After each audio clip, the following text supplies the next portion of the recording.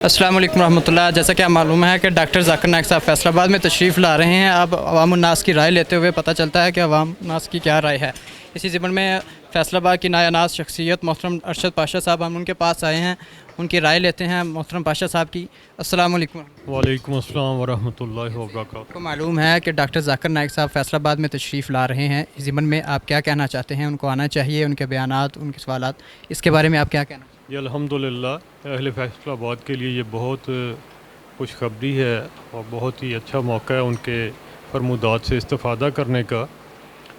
ہمارے لیے بہت باعث برکت ہے ان کا آنا، لیکن میں تمام اے بی میڈیا کے ناظرین سے یہ بھی گزارش کروں گا جو وہاں پہ جائیں اور صرف سوالات کو اس نیت سے پوچھیں کہ ان کے جوابات پہ عمل بھی کرنا ہے۔ صرف سوال برائے جواب نہیں، سوال برائے عمل، اس پہ عمل کی کوشش کیجیے۔ اللہ ہمیں عمل کی توفیق دے۔ جزاک اللہ۔ بہت شکریہ۔ محترم پاشا صاحب کا کہنا ہے کہ جو سوال کرتے ہیں ان پر عمل بھی کرنا چاہیے۔ ان کے بردر ساتھ بیٹھے ہیں، ان سے بھی پوچھتے ہیں۔ ڈاکٹر ذاکر نائک صاحب فیصل آباد میں آ رہے ہیں، آپ کی کیا رائے؟ جی یہ بہت خوشائن بات ہے، الحمدللہ بہت خوشی کی بات ہے۔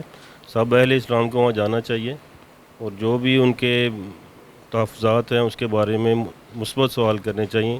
جی ناظرین، آپ نے دیکھا ڈاکٹر ذاکر نائک صاحب فیصل آباد میں تشریف لا رہے ہیں۔ مختلف مکاتب فکر کے لوگوں نے خوشی کی لہر ان کے چہروں میں محسوس ہوئی ہے اور سب نے ان کو خوش آمدید کہا ہے، اہلاً و سہلاً مرحبا کہا ہے۔